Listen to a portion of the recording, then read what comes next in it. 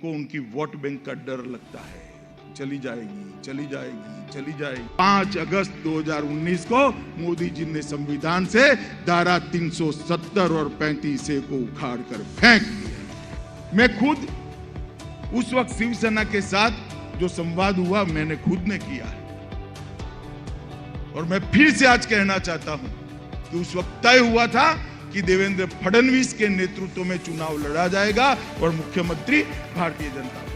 आपकी सभा के पीछे जो बैनर लगते थे ना, उसमें आपके फोटो की और मोदी जी के फोटो की साइज जरा देखना। आपको मुख्यमंत्री बनना था,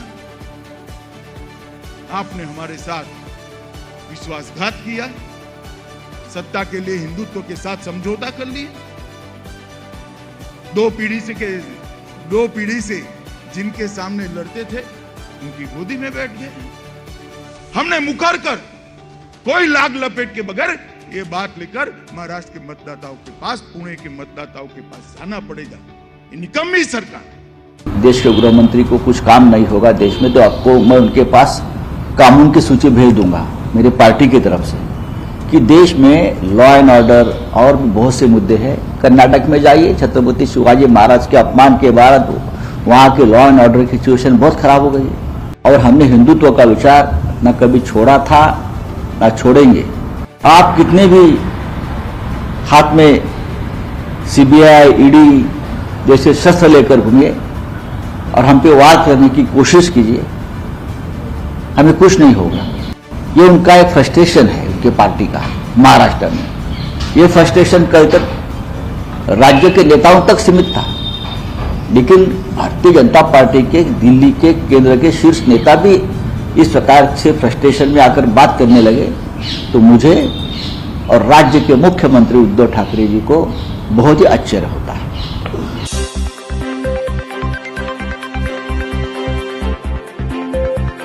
नमस्कार, आदाब, सत श्री अकाल, जय भीम, जोहार। मैं हूं मोनू कुमार।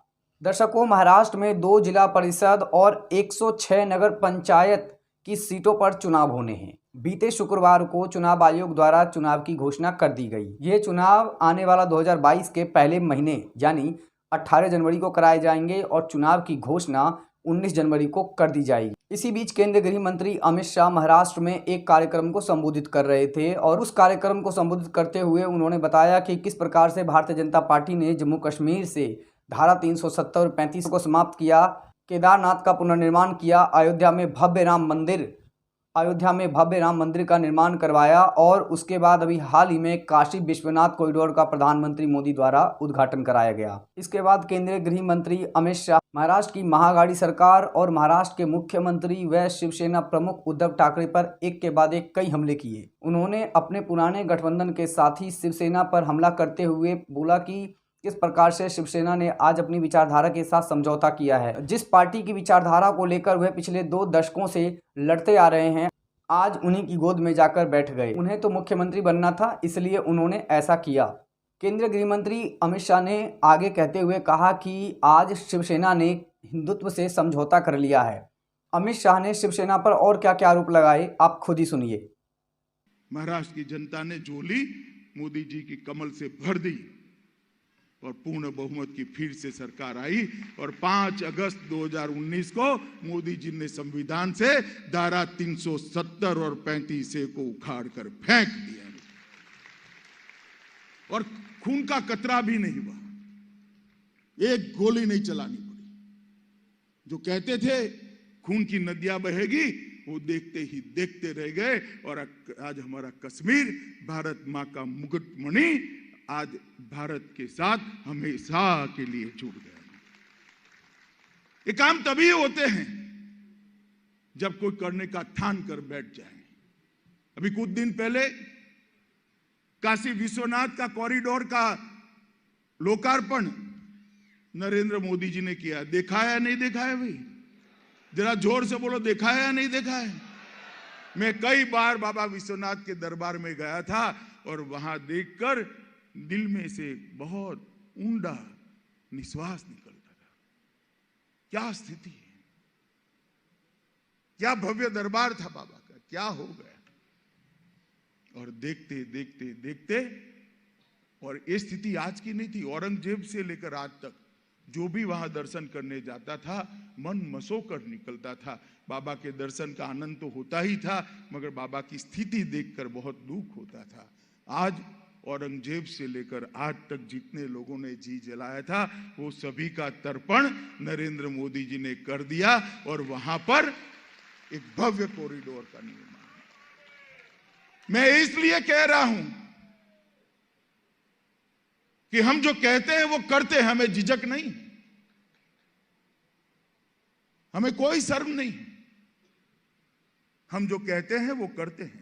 हमने अयोध्या में राम मंदिर भी बनाया, बाबा विश्वनाथ का दरबार भी फिर से सजाया और विंध्यवासिनी के मंदिर को भी फिर से एक बार बनाने का काम भारतीय जनता पार्टी की यूपी सरकार ने किया है। मित्रों, महाराष्ट्र के अंदर भी संत ज्ञानेश्वर महाराज की पालकी का मार्ग हो, संत तुकाराम महाराज के पालकी का मार्ग का शिलान्यास हो, महुरगढ़ में रेणुका देवी मंदिर, तुलजापुर में तुलजा भवानी का मंदिर, कोल्हापुर में अंबाबाई का मंदिर। कांग्रेस को कभी ये विचार नहीं आता, कभी विचार नहीं आता, क्योंकि उनको उनकी वोट बैंक का डर लगता है कि चली जाएगी, चली जाएगी, चली जाएगी। हम नहीं डरते हैं। लोकतंत्र के अंदर जन भावनाओं का सम्मान होना चाहिए। हमारी स्वास्थ्य इंफ्रास्ट्रक्चर की सुविधाएं ठीक नहीं थी।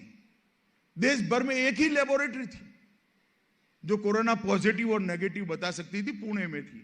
आप बताइए 130 करोड़ देश में एक लेबोरेटरी से भला कोरोना को कैसे कंट्रोल कर सकते? आज हर जिले में 2 लेबोरेटरी।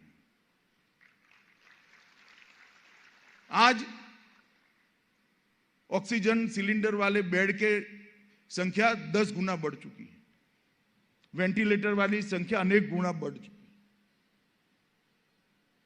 50 बेड से ज्यादा वाले अस्पताल 2 साल के अंदर सब स्वयं अपना ऑक्सीजन बनाएंगे। ये सारा काम केवल 1.5 साल के अंदर हमने किया है और कोरोना से लड़ते लड़ते लॉकडाउन के समय में किया है। और वैक्सीनेशन, पोलियो से लेकर कई वैक्सीन कांग्रेस के समय में ढूंढ ली गई, उसके बाद 10-10 साल तक वैक्सीन यहां पहुंची भी नहीं थी, देने का तो सवाल ही नहीं। भारतीय जनता पार्टी की सरकार, मेरी सरकार, आपकी सरकार और हमारे नेता नरेंद्र मोदी ने 130 करोड़ की आबादी का वैक्सीनेशन देखते देखते देखते समाप्त करने के कगार पर हम पहुंच गए। परंतु मैं महाराष्ट्र के चुनाव में 2019 में आया था। मैं खुद उस वक्त शिवसेना के साथ जो संवाद हुआ मैंने खुद ने किया है और मैं फिर से आज कहना चाहता हूं कि उस वक्त तय हुआ था कि देवेंद्र फडणवीस के नेतृत्व में चुनाव लड़ा जाएगा और मुख्यमंत्री भारतीय जनता पार्टी। मुकर गए, सत्ता के लिए हिंदुत्व के साथ समझौता कर लिए। 2 पीढ़ी से जिनके सामने लड़ते थे उनकी गोदी में बैठ गए और कहते थे हमने तो कहा ही नहीं है। वो कह रहे हैं कि मैं झूठ बोल रहा हूं।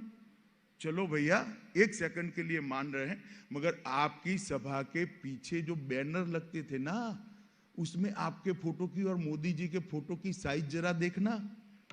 आपकी 1/4 थी। हर भाषण में आपको मोदी जी का नाम देना पड़ता था।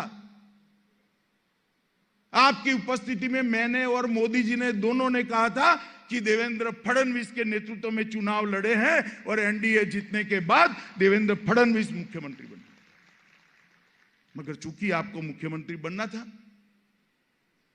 आपने हमारे साथ विश्वासघात किया, सत्ता पर बैठे और फिर क्या चलाया।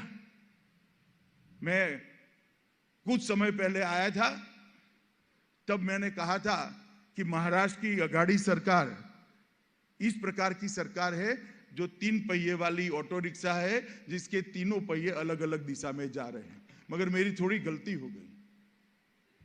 मैंने बहुत ऑप्टिमिस्टिकली इस सरकार के लिए सोच लिया। आज मैं उसमें थोड़ा सुधार करना चाहता हूं।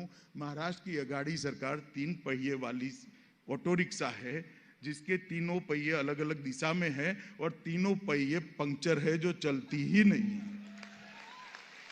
सिर्फ धुआं बाहर निकालती है और प्रदूषण बढ़ाती है। महाराष्ट्र की जनता के पास जाना पड़ेगा, घर घर में जाना पड़ेगा। क्या ये सरकार महाराष्ट्र का कल्याण कर सकती है? जो महाराष्ट्र आजादी के बाद कई सालों तक हर क्षेत्र के अंदर टॉप मोस्ट रहा, देश का नेतृत्व किया, चाहे कोऑपरेटिव का आंदोलन हो, चाहे औद्योगिक निवेश की बात हो, चाहे उत्पादन की बात हो, चाहे एक्सपोर्ट की बात हो, चाहे डायरेक्ट टैक्स कलेक्शन की बात हो, चाहे कृषि उत्पादन की बात हो, चाहे दुग्ध उत्पादन की बात हो, महाराष्ट्र ने सालों तक देश का नेतृत्व किया। क्या ये लोग महाराष्ट्र को पुराना वैभव दिला सकते हैं? क्या हमने मुकर कर कोई लाग लपेट के बगैर ये बात लेकर महाराष्ट्र के मतदाताओं के पास, पुणे के मतदाताओं के पास जाना पड़ेगा। ये निकम्मी सरकार है। अमित शाह ने कल महाराष्ट्र के कार्यक्रम में शिवसेना पर जो आरोप लगाए थे, उस पर आज शिवसेना के राज्यसभा सांसद और शिवसेना प्रवक्ता संजय राउत ने जवाब दिया है। संजय राउत ने कहा कि अमित शाह जिस पद पर बैठे हैं उसकी गरिमा का ध्यान रखें। अगर उनके पास कोई काम नहीं है तो मैं उनको लिस्ट दे देता हूं और वह देश में उन तमाम कार्यों को करें। शिवसेना नेता संजय राउत ने और क्या क्या कहा, आप खुद ही सुनिए।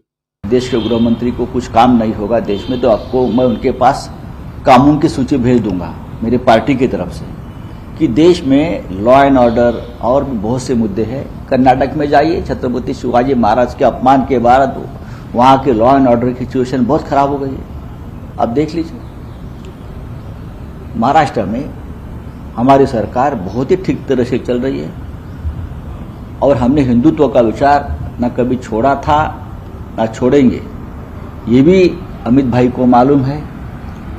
दूसरी बात, आप कितने भी आरोप करिए, आप कितने भी हाथ में सीबीआई, ईडी जैसे शस्त्र लेकर घूमिए और हम पे वार करने की कोशिश कीजिए, हमें कुछ नहीं होगा, क्योंकि हम सच्चे दिल से महाराष्ट्र में राज कर रहे हैं। दूसरी बात, ये उनका एक फ्रस्ट्रेशन है उनके पार्टी का महाराष्ट्र में।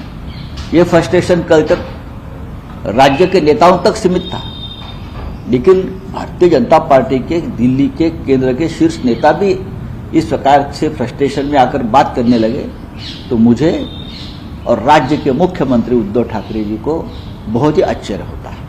तो गरीबों की होती है, ऑटो में गरीब लोग ट्रैवल करते हैं। हमारी सरकार गरीबों की सरकार है और जिस तरह से आपने पेट्रोल डीजल के दाम बढ़ाए हैं, हमारे पास दूसरा कोई ऑटो में घूमने के सिवाय रास्ता नहीं है, वो सस्ता पड़ता है। तो इस्तीफा देने की जो चुनौती दी है उसके बारे में किसने इस्तीफा देना चाहिए? हमने? अगर आपको लगता है तो आप शुरुआत आपसे कीजिए। आपके जो 105 विधायक हैं जो शिवसेना की सपोर्ट से चुन कर आए हैं, आप 105 विधायकों ने इस्तीफा दीजिए और फिर आप यही संख्या में चुनकर आकर दिखाइए। एक आखिरी सवाल, आपके विधायक गुलाब राव पाटिल उन्होंने अपने कंस्टिट्यूंसी में रोड का तुलना हेमा मालिनी गालों से क्या की, उस तरह देखिए, इस प्रकार की तुलना देश में पहले भी हुई है, आप उससे सकारात्मक ढंग से लीजिए। ये हेमा मालिनी जी का आदर है, ये हेमा मालिनी जी का आदर है, एक कलाकार का आदर है, ये समझ लीजिए। हर विषय में आप इस तरह से नेगेटिविटी लाते हो, ये ठीक नहीं। उससे पहले आपने देखा होगा कि लालू जी ने भी एक भाषण में कहा था, बहुत से नेताओं ने ऐसे उदाहरण दिए हैं जो लोगों को समझ में आते हैं। लोग हेमा मालिनी जी से बहुत ही रिस्पेक्ट और प्यार करते हैं, हम भी करते हैं और हमें ज्यादा मालूम।